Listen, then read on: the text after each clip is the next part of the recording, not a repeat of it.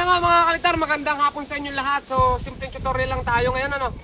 At ito, dahil maraming bata ulit ngayon mga kalitar na nag-aaral ng saranggola, dahil sobrang lakas ng hangin ngayon at maraming gumagawa.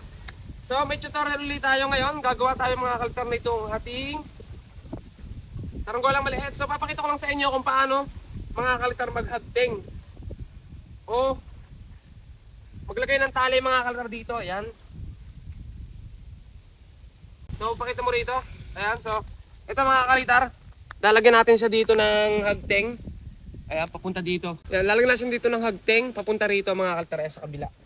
So, lalagyan natin to. Ayan, tuturuan ko kayo paano natin gagawin.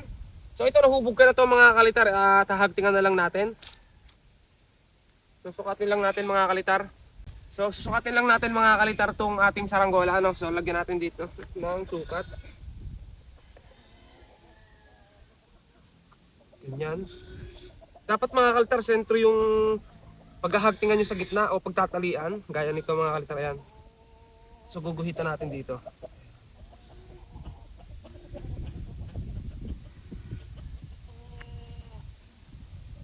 Saka natin mga kalitar natatangapan para hindi umadjust yung tali natin. Ganyan. At ito mga kalitar, dinodoble ko yung liting. Liting yung ginagamit ko. Kung may mga kalitar, pwede ring tanse. Pero mas madaling gamitin mga kalitar kapag mga liting yung ginagamit, no?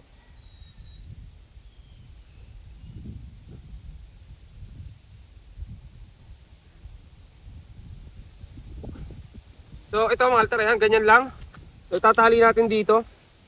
Madumi lang yung kamay ko mga kalitar, ha. Pero okay lang yan, basta may pakita natin yung paghagting. Bago natin mga kalitar dalhin dito sa may gitna, ayan.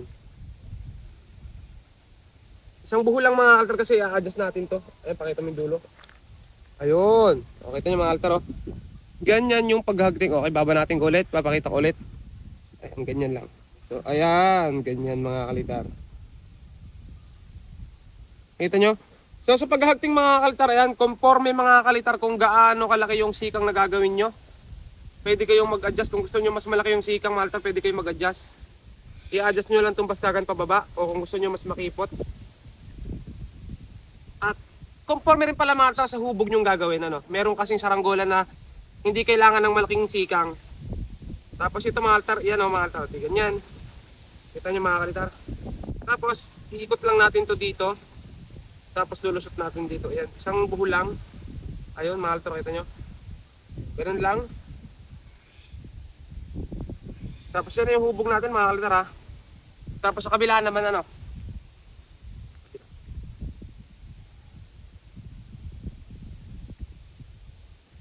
So syempre mga kalitar, kung anong haba, gaya na sabi ko nung dati, kung anong haba nung kabilang pakpak mga kalitar dito, eh dapat kasing haba rin itong kabila. So susukatin natin, oh.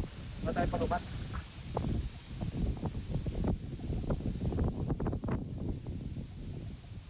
Talagang malakas yung hangin dito sa amin ngayon mga kalitar. Parang bagyuhan mga kalitar yung hangin. Ayan, ganyan mga kalitar. So sukatin lang natin yan. Ito. Hanap tayo ng magandang panukat natin. Matigas.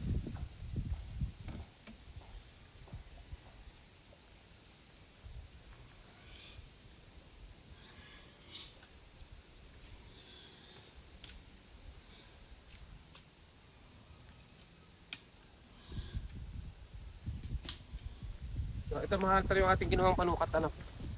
Sukatin lang natin to dito. Kung gaano kahaba.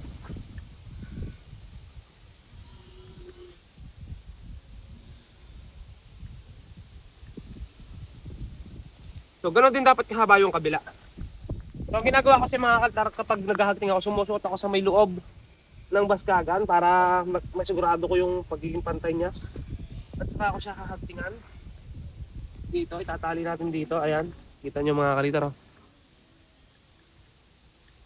Tapos saka naman natin siya hihilahin pa loob.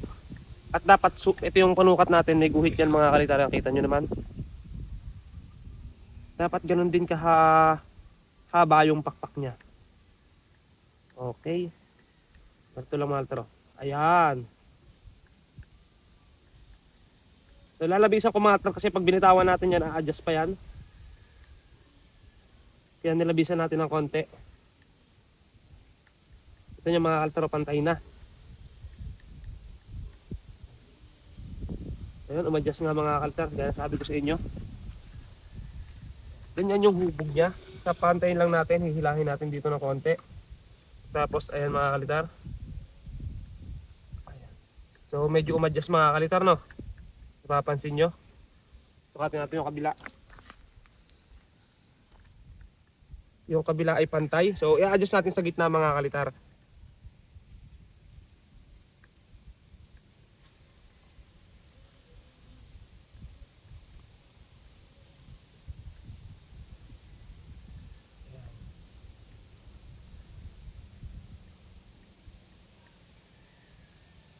Labis. Balik ng konti. Ayan.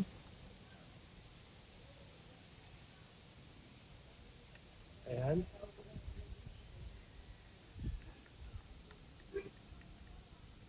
Dito. Konti pa. So ayan mga kaltar, ganun lang yung naghahagting. Kita nyo mga kaltar, ayan. Ayan na yung itsura niya. So kita nyo mga kaltar, ganyan yung itsura niya, oh. Ayan yung hubog natin. Bilog na bilog yan. Sa kabila mga kaltar, ayan, pantay na pantay yan. Bilog na bilog din. So parehas na parehas mga kalitar. Ngayon naman, may kakulangan pa yan mga kalitar. So google natin para hindi gumalaw, no? Kailangan natin ng glue. Glue natin yung gitna para hindi na siya umadjust. Ayan. So hindi na siya a-adjust kasi nakalock na. Tapos ito mga kalitar, glue rin natin to. Yung mga pinagbubuhulan natin mga kalitar, bawat pinagbubuhulan dapat natin talagang lagyan ng glue. Para hindi na siya umadjust. Konti lang mga kalitar, huwag nyo sosobrahan kasi sobrang dikit na naman ng glue. Kahit konti lang ang nakalagay. So, kung magdadami kayo ng glue, dapat dito na lang kayo magdami mga kalitar. Dito nyo damihan yung paglalagay ng glue. Tapos may sukat na rin yan dito mga kalitar. Oh. Ngayon maghahagting tayo kasi susukatin din natin yung ano niya, lapad ng pakpak. Gaya nito mga kalitar. Dapat parehas na parehas din sa kabila.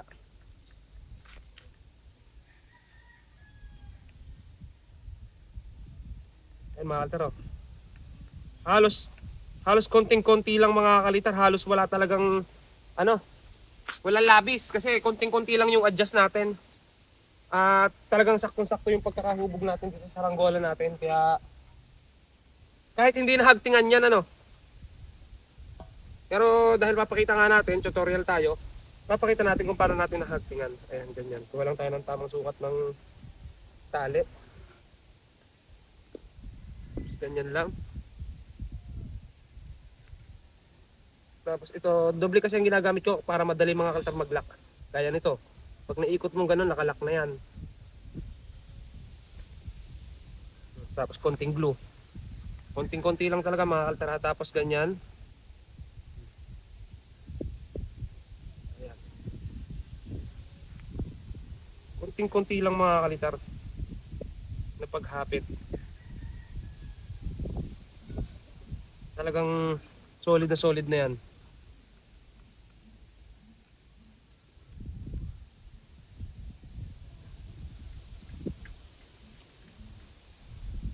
Yan.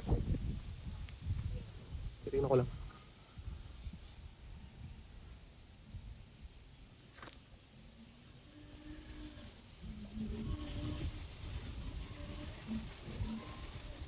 Okay, matapos to mga kalitar, yung kabila naman, lagyan din natin ng hagting. Para sukat na sukat mga kalitar sukatin natin ng ayos. Ayan. Kasi hinila natin siya ng bahagya. Ayan. Ganon din dapat yung kabila.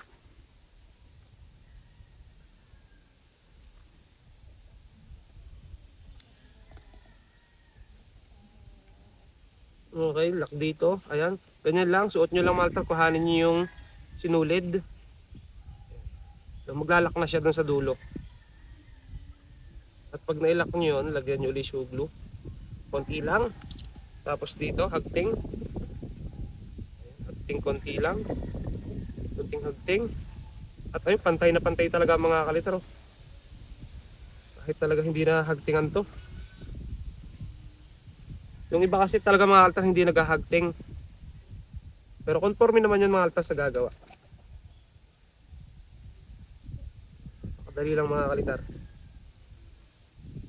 Ganun lang, napaka simple.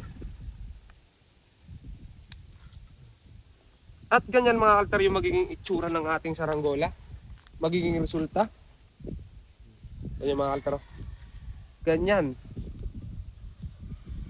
Napaka simple lang mga kalitar ng ating tutorial ngayong araw. So gumagawa na kasi ulit tayo mga kalitar ng mga saranggola dahil taghangin na. Sana panoorin nyo ulit mga kalitar yung mga video natin. Marami tayong ginagawang video mga kalitar patungkol sa saranggola. Sana mag-enjoy kayo sa mga bawat ginagawa natin. Ano? So, pantay-pantayin lang natin yan. Ganyan lang. Tamang sukat, tamang sipat.